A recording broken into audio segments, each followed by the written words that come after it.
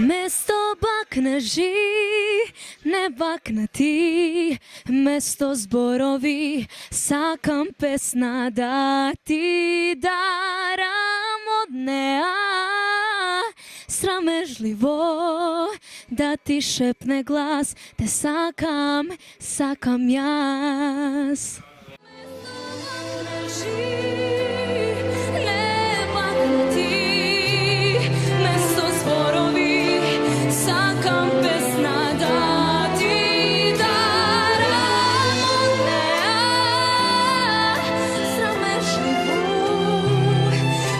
Шепне глас, те сакам, сакам јас.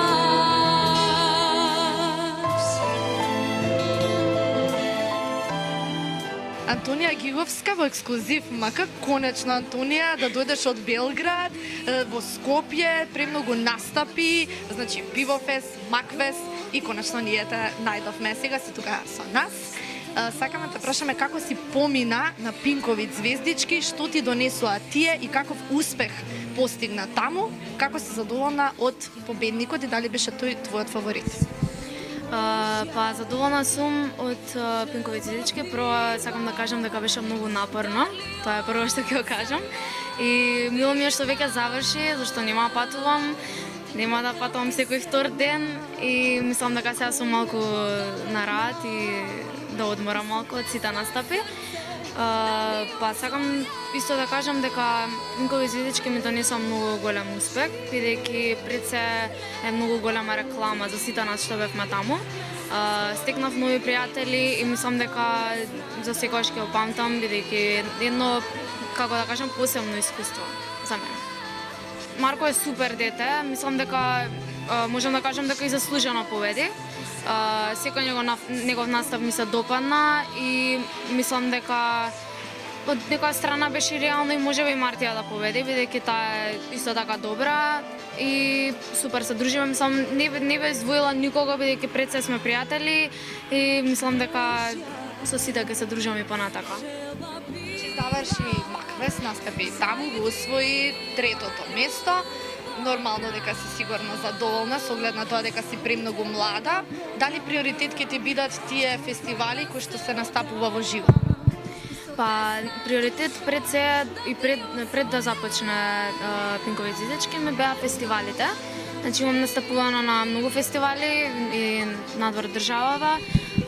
Можам да ги извам Летонија, Русија, како Босна и неколку во Македонија, но би го издвоила највише Макфест, бидејќи пред се сум многу млада за тој фестивал и мислам дека прво имаше проблеми од типот како она да настапува Нелија Мала и слично, но мислам дека супер се представив и големо искуство е за мене тоа што се представив на таков голем и грандиозен фестивал. И мислам дека ќе продолжам со фестивалите, но секако и настапи во живо, можеби и кога ќе не повикаат на концерти во Белград и слично. Се однесува до Пивофест, настапи со Хари Матахари, како е чувството? Па чувството е прекрасно, тој е многу добар човек. Има што да научиш од него и секогаш е тука да ти даде совет за било што, како да се однесуваме на сцена и слично. Мислам дека е преголемо искуството што настапив со него, пред се тоа е нели голем професионалец и мислам дека супер ме прифати и Прилеп, цела публика пееше со мене кога испеа Врати ми го сонцето и мислам дека сум многу задоволна од Пилофест. Кои се твоите идни планови, каде се гледа Антонија по 10 години? Па, моите идни планови се да настапам во Италија на фестивал и во Израел, но прво е фестивалот во Струга, Израелски бисери, по трет пат, бидејќи сакам повторно да стекнам некое искуство, можеби да земам и главната награда, што е бисерот. И тоа ми е некако, како да кажам, драго да настапам по фестивали. Мислам дека со тоа ќе продолжам, но секако се гледам можеби на некоја за 10 години се гледам можеби на некоја светска сцена, но мислам дека прво би сакала овде да се представам и Македонија да ме запознаат. Дали тоа значи дека ќе се запишеш на музичка академија? Сега знаеме дека си во гимназија.